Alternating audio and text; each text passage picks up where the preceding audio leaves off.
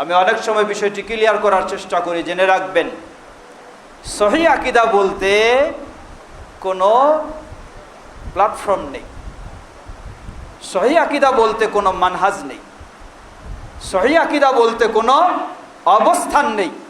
বলবেন কেমনে?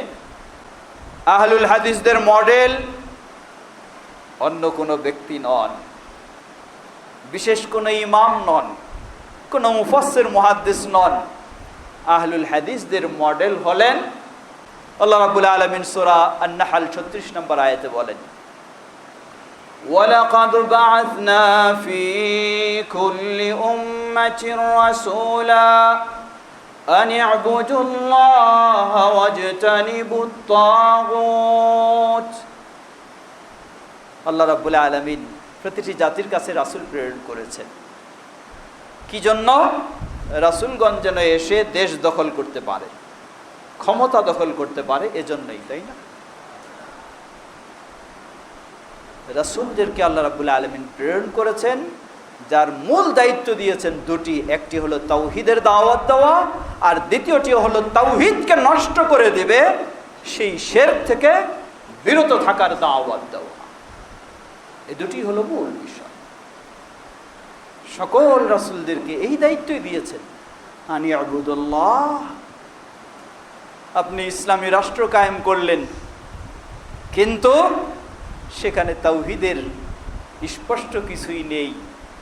এই রাষ্ট্রের জন্য কোরআনও বলেনি, সুন্নাহও বলেনি, কোনো নবী রাসূলও এই রাষ্ট্রের জন্য আসেননি।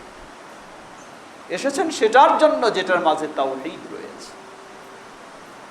এজন্য বলা হয় বর্তমান বুকে, পৃথিবীর বুকে, বর্তমান বিশ্বে, পৃথিবীর বুকে তাওহীদের রাষ্ট্র যতটুকু পরিমাণ রয়েছে তুলনামূলক, সেটি হলো তাওহীদের দেশ, বালাদুল হারামাইন শরীফাইন, সৌদি আরব।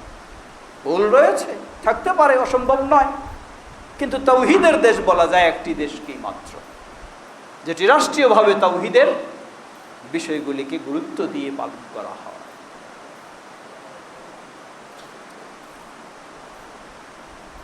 আল্লাহ রাব্বুল আলামিন সকল নবী রাসূলকে মূল দুটি দায়িত্ব দিয়েছিলেন, একটি হলো তাওহীদের দাওয়াত দেওয়া, দ্বিতীয়টি ওয়াজতানিবুত তাগুত। এই তাগুত, শিরক, কুফর, যেগুলি তাওহীদ বিধ্বংসী, সেটা থেকে বিরত রাখা। সম্মানিত সমবেত মুসল্লিবৃন্দ, এজন্য তাকওয়া, আল্লাহর নির্দেশিত বিষয়গুলির মধ্যে এক নম্বর হলো তাওহীদ, আর দ্বিতীয় হলো আল্লাহর নিষিদ্ধ বিষয়গুলির মধ্যে এক নম্বরে হলো শিরক। এই দুটোকেই যে যত গুরুত্ব দিবে তিনি তত বড় মুত্তাকি হবেন। এই দুটোকে যে যত গুরুত্ব দিবে তিনি তত বড় মুত্তাকি, আর এই দুটোর ক্ষেত্রে যিনি যত গাফেল তিনি তত দুর্বল মুত্তাকি, যত বড় নিজের বুজুর্গি জাহির করুক না কেন। আজকে আহলুল হাদিসদের নীতি, আহলুল হাদিসদের আদর্শ, আহলুল হাদিসদের দাওয়াত, এই দুটিকে, এই দুই নীতিকে সামনে রেখে আহলুল হাদিসদের মডেল অন্য কোনো ব্যক্তি নন, বিশেষ কোনো ইমাম নন, কোনো মুফাসসির মুহাদ্দিস নন। আহলুল হাদিসদের মডেল হলেন নবী মুহাম্মদ সাল্লাল্লাহু আলাইহি ওয়াসাল্লাম। নবী মুহাম্মদ সাল্লাল্লাহু আলাইহি ওয়াসাল্লাম, একই ধারায় নবী মুহাম্মদ সাল্লাল্লাহু আলাইহি ওয়াসাল্লামের দাওয়াত ছিল তাওহীদের, দাওয়াত ছিল শিরক মুক্ত হওয়ার। সেই ধারায় আহলুল হাদিসদের দাওয়াত। কিন্তু যত রকমের দাওয়াত দেখবেন, কারো মডেল হলো স্বপ্নে পাওয়া, কারো মডেল হলো কারো গবেষণা, কারো মডেল হলো আরো কিছু, কিন্তু আহলুল হাদিসদের মডেল হলো নবী মুহাম্মদ সাল্লাল্লাহু আলাইহি ওয়াসাল্লাম। এটি একটি বড় বৈশিষ্ট্য।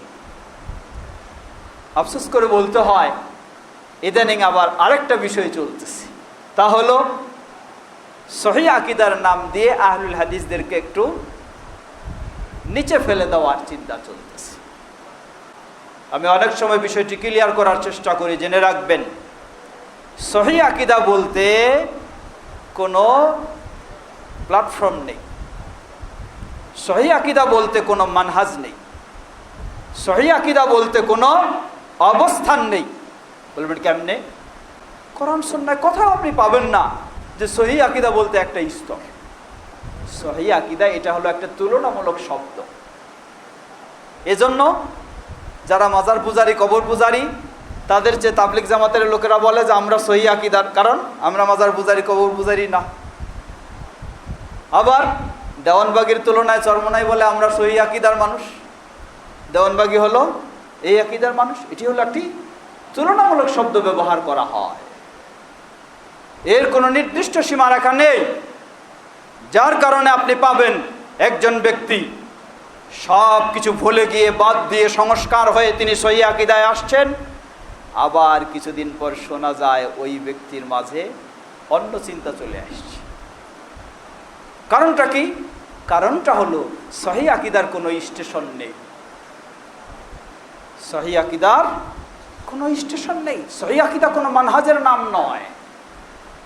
আহলুল হাদিস এটি একটা মানহাজের নাম, এটি একটি অবস্থানের নাম, এটি একটি স্টেশনের নাম, এটি একটি ক্লিয়ার পথ ও পদ্ধতির নাম। আর সহিহ আকীদা অবশ্যই আহলুল হাদিস সহিহ, কিন্তু শুধু সহিহ আকীদা বলে বলে আহলুল হাদিস পরিচয়কে আপনি হারিয়ে ফেলবেন, নিচে ফেলে দিবেন। জেনে নিন, শিয়া সবাই জানি, সুন্নিরা সবাই বলে যে শিয়ারা সহিহ আকীদায় নয়। শিয়া তাদের মাঝে দেখবেন অসংখ্য দল, শিয়াদের মাঝে সেই দলগুলির অবস্থানটা কি?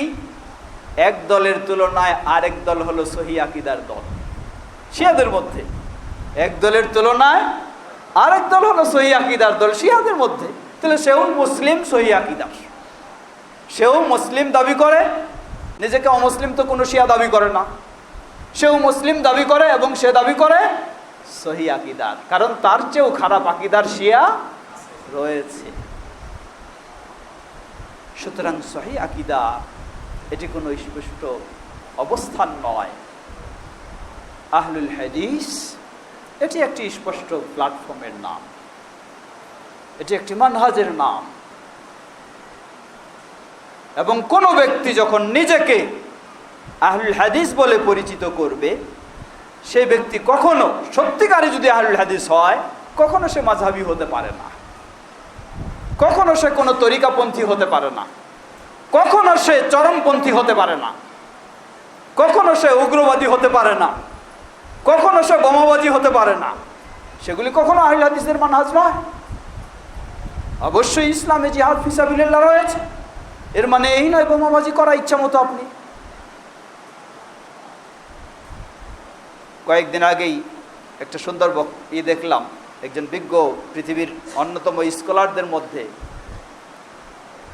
তিনি তার ছোট্ট 2 লাইনের এক কথায় বলেছেন যে খারেজিরা, চরমপন্থীরা কাফেরদেরকে হত্যা করে না, এরা মুসলমানদেরকে হত্যা করে। বাস্তব কথাটা, বাস্তব। যারা চরমপন্থী এরা কাফেরদেরকে হত্যা করে না, এরা মুসলমানদেরকে কাফের ফতোয়া দিয়ে হত্যা করে। যখন তাদের সাথে মিলবে না, বাস এরা কাফের, এদেরকে হত্যা করা হইত। সম্মানিত সমবেত মুসল্লিবৃন্দ, সহিহ আকীদার মানুষ কখনো চরমপন্থী হয়ে যেতে পারে, এটা মনে রাখবেন। কিন্তু আহলুল হাদিস প্রকৃত কেউ হলে সে কখনো চরমপন্থী হতে পারে না। অবশ্যই তাকে আহলুল হাদিসের মানহাজ থেকে, অবস্থান থেকে বের হয়ে যেতে হবে, তারপরে সে চরমপন্থী বা অন্য কিছু হতে পারে। আরো আমাদের মাঝে সহিহ আকীদার আপডেট তো আমরা অনেক পাই। যখন কোনো ব্যক্তি আসে নতুন সহিহ আকীদার সুন্দরভাবে কথা শুনি, আবার কিছুদিন পরে দেখা যায় যে সহিহ আকীদার গবেষণা করতে করতে করতে কিয়ামত নিয়ে চলে আসে, ইমাম মাহদী নিয়ে চলে আসে। এই মসজিদে প্রবেশ করার একটু আগে আমার মোবাইলে একটা SMS আসলো। কে SMS দিয়েছে জানি না, নাম্বার আছে, SMS আসলো। SMS কি? বাংলায় লেখা,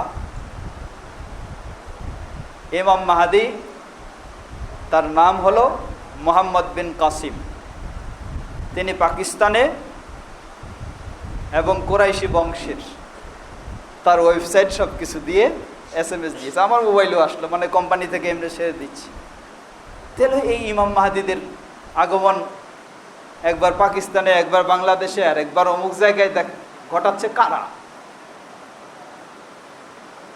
এই লোকেরাও কিন্তু দাবি করে, বাতিল আকীদার দাবি করে না, এরাও দাবি করে সহিহ আকীদার। কিন্তু কেন এই পর্যায়ে গেছে? কারণ আহলুল হাদিস একটি স্পষ্ট বিষয়। আহলুল হাদিস হলো একটা স্পষ্ট মানহাজ, যেটা মন চাইলে ইচ্ছা মতো ফতোয়া দেওয়ার সুযোগ নাই, তার একটা সীমারেখা রয়েছে। মন চাইলে ইচ্ছা মতো কোরআন হাদিসের ব্যাখ্যা করার সুযোগ নেই, কিন্তু সহিহ আকীদার মন চাইলে ইচ্ছা মতো ব্যাখ্যা দেওয়ার সুযোগ আছে। কথাটাকে কেউ ভুল বুঝবেন না, ভালো করে বুঝার একটু চিন্তা করবেন। তাই অনুরোধ জানাবো, আল্লাহ রাব্বুল আলামিন আমাকে তাওহীদের পথ দেখালেন, আলহামদুলিল্লাহ, এটি আল্লাহর বিরাট নিয়ামত। আল্লাহ আমাকে শিরক বোঝার সুযোগ দিলেন, এটি আল্লাহর বিরাট নিয়ামত। আল্লাহ আমাকে সুন্নাহ বোঝার তৌফিক দিলেন, আলহামদুলিল্লাহ, আল্লাহর বিরাট নিয়ামত। আল্লাহ আমাকে বেদাত জানার তৌফিক দিলেন, এটি আল্লাহর বিরাট নিয়ামত। কিন্তু এই নিয়ামত একদিনের জন্য হলে চলবে না। ওয়াবুদ রাব্বাকা হাত্তা ইয়াতিয়াকাল ইয়াকিন, আপনার মৃত্যু পর্যন্ত যখন এই নিয়ামতের উপর অটল থাকতে পারবেন, তখনই আপনি সফল, আলহামদুলিল্লাহ, তখনই সফল। একদিন এই নিয়ামত পেয়ে আরেকদিন ওই নিয়ামতে চলে গেলাম, আরেকদিন এসে গেলাম, তাহলে আমি সফল হতে পারবো না। এটাই আল্লাহ রাসূল সাল্লাল্লাহু আলাইহি সাল্লামের নির্দেশ, বা ওই সাহাবীর জবাব সহিহ মুসলিমের যেটি হাদিস, কুল আমানতু বিল্লাহ সুম্মা ইসতাকিম, বলো আমি আল্লাহর প্রতি ঈমান এনেছি, অতঃপর সেটার উপরে গোটা জীবন অটল থাকো। তো আহলুল হাদিস মানহাজ যদি আঁকড়ে ধরতে পারি, তাহলে সম্ভব হবে একই নীতি আদর্শের উপরে গোটা জীবন অটল থাকা। আজকে এরকম, কালকে এরকম হওয়ার সুযোগটা তেমন নেই।